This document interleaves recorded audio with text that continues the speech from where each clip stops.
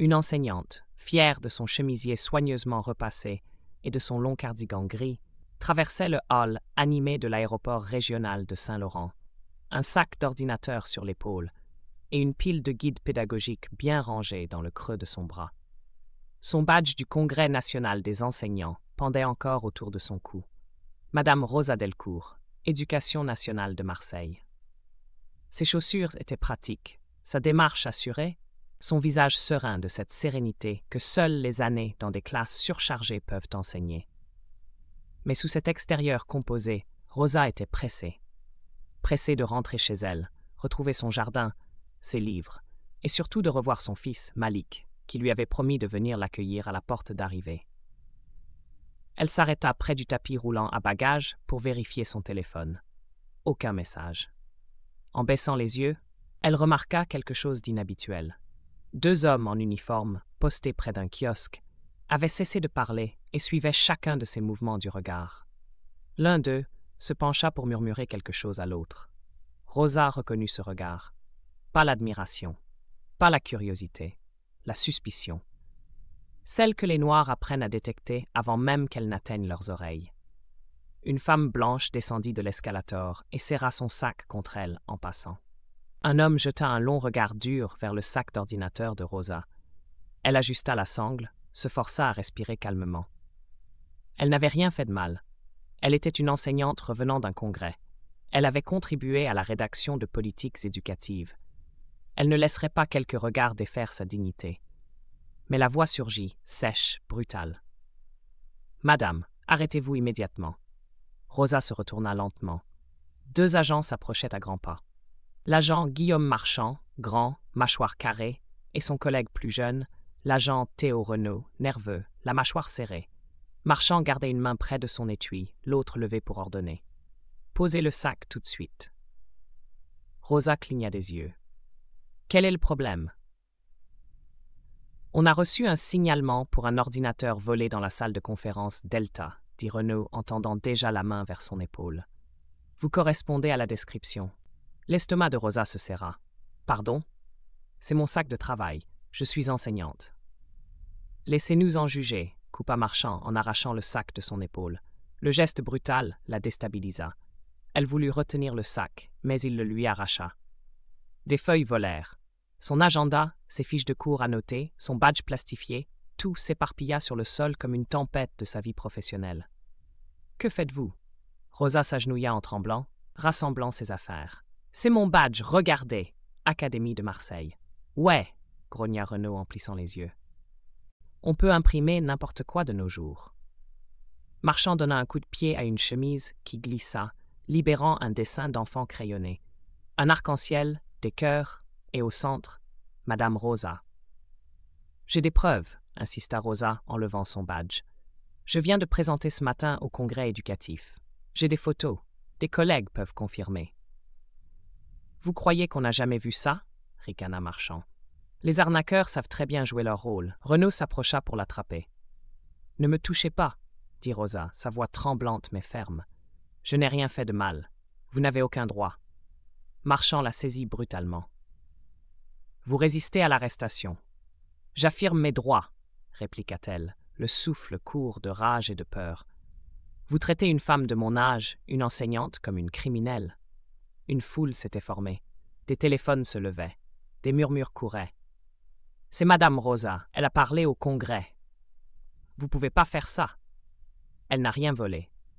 Mais les agents semblaient sourds. Marchand la plaqua contre une colonne. Le choc lui arracha un cri. Son badge se balançait sur sa poitrine, témoin silencieux du tumulte. « Lâchez-moi, j'ai 63 ans. J'ai de l'arthrose. »« Fallait coopérer, » répondit Renaud. Ils ne virent pas l'homme en uniforme qui s'avançait à grands pas dans le couloir, ni les chuchotements choqués qu'il reconnaissait. Mais Rosa, à travers ses larmes, le vit. Malik. Capitaine Malik Delcourt, officier du renseignement militaire, décoré, uniforme impeccable, médaille scintillant sous les lumières de l'aéroport. Il s'arrêta net à quelques mètres. Tout sembla ralentir. Les conversations, les annonces, même le bip des voiturettes électriques. Il dit simplement, d'une voix calme mais glacée, « Retirez vos mains de ma mère. » Marchand se retourna, fronça les sourcils. « Qui êtes-vous » Je suis son fils, capitaine de l'armée française, et je vous conseille de la relâcher avant que cette agression ne finisse devant la commission des droits civiques. Les passagers cessèrent de faire semblant de ne pas voir. Les téléphones se levèrent plus haut. Quelqu'un murmura « C'est lui, le héros du Mali ». Renaud hésita. « Marchand, non. C'est une enquête pour vol. Elle correspond au signalement. » Malik serra les dents. « Vous parlez d'une institutrice avec des copies corrigées. Vous avez vérifié son identité? Vous lui avez même demandé son nom ?» Marchand avança, menaçant. « Reculez, monsieur. »« Je ne bouge pas, » répondit Malik. « Mais vous allez devoir rendre des comptes. » La tension était palpable, et soudain, une voix tonna, brisant le silence. « Assez. » La foule se divisa. Le commandant André Lemoine, directeur de la sécurité de l'aéroport, entra en scène. Grand, imposant, uniforme net, badge bien visible, il avançait sans hausser le ton. Sa peau aussi foncée que celle de Rosa et Malik, son regard indéchiffrable. Il ne demanda aucune explication. Il exigea la vérité. « Que se passe-t-il ici » demanda-t-il. « Ces deux agents ont agressé ma mère sans justification » dit Malik. « Elle a ses papiers. Ils ne les ont même pas regardés. » Rosa ne parlait plus. Elle tremblait encore. Ses documents jonchaient le sol. Le moine se tourna vers Marchand et Renaud. « Avez-vous vérifié son identité » Renaud bredouilla. « On allait le faire. »« Non. Vous étiez en train de menotter une femme de 63 ans devant 50 témoins. Donnez-moi son sac. » Ils obéirent à contre-cœur. Le moine l'ouvrit avec soin, en sortit un badge officiel, des documents à son nom, une attestation du Congrès. Il se tourna vers Rosa. « Madame Delcourt, je suis profondément désolé. » Elle redressa sa manche, sa voix calme mais coupante. « Je veux rentrer chez moi. Mais je veux qu'on note ceci. Si j'avais été une prof blanche en ballerine et collier de perles, je ne serais pas ici à me justifier. » Ces mots frappèrent l'Assemblée. Il n'y eut aucune contestation. Juste ce silence solennel qui suit une vérité nue. Le moine inclina brièvement la tête. Puis, face aux deux agents, « Vous êtes suspendus immédiatement en attendant une enquête interne. Déposez vos badges et quittez mon terminal. »« Vous plaisantez » murmura Marchand. « Pas du tout, » répondit le moine. « Vous avez de la chance que je ne vous fasse pas escorter par mes agents. » Ils partirent, lents, déconcertés, suivis par les regards lourds de 100 témoins. Puis une clameur monta. Un petit garçon demanda trop fort. « Pourquoi ils ont fait ça à cette mamie ?» Rosa détourna le regard, la bouche tremblante. Malik passa un bras autour de ses épaules. « Ça va aller, » souffla-t-elle. « Je n'ai pas pleuré, pas avant de te voir. » Il posa son front contre le sien. « Tu n'as pas à être forte tous les jours, maman. Je sais, mais j'en ai l'habitude. » Dans le bureau de sécurité, plus tard, Rosa était assise, Malik et le moine de chaque côté. Aucun mot, juste une présence. La porte s'ouvrit. La commissaire générale Brigitte Coudray, du ministère de l'Intérieur, entra. Pas de sac, pas de dossier, juste l'autorité incarnée. Elle fixa Rosa. « J'ai vu les images. Vos mains étaient visibles. Vous étiez calme.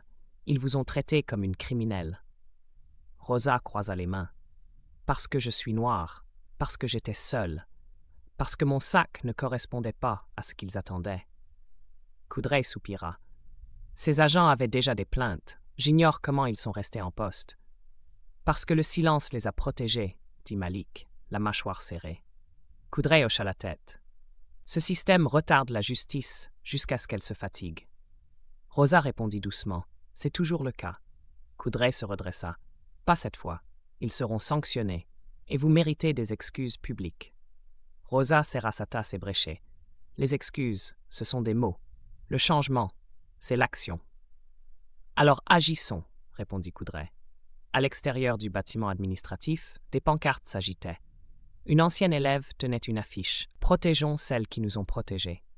Rosa descendit les marches avec Malik. Les médias s'agitaient, des micros, des questions. Elle dit « Je n'ai rien à dire », mais Malik prit la parole. « Ma mère a formé des milliers d'élèves, et aujourd'hui, elle a été traitée comme une voleuse. Parce qu'elle est noire, ça suffit. Nous porterons plainte, on ne se taira pas. » Les vidéos circulèrent. Respect Rosa. Justice pour Delcourt. Les élèves publièrent des témoignages.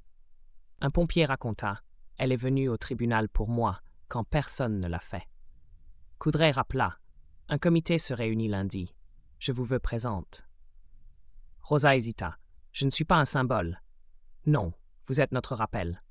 Malik l'aida à se préparer. Elle mit sa plus vieille veste, les boucles d'oreilles de sa grand-mère. Elle dit calmement devant la commission.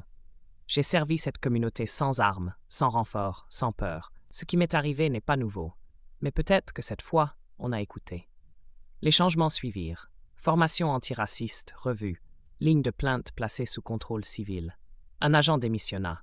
L'autre s'excusa en vidéo. Rosa la regarda une fois. Pas deux. Elle retourna à l'école. Son bureau l'attendait. Une note l'attendait aussi. Vous aviez raison. Les mots comptent. Les gens aussi. Merci d'être les deux. Ce soir-là, elle sirota son thé sur le porche. Malik à ses côtés. Le chat ronronnait. Ils ont essayé de m'humilier, dit-elle. Mais je ne ressens pas de honte. Je me sens visible. Pas parce que tu as crié, répondit Malik. Parce que tu es resté debout.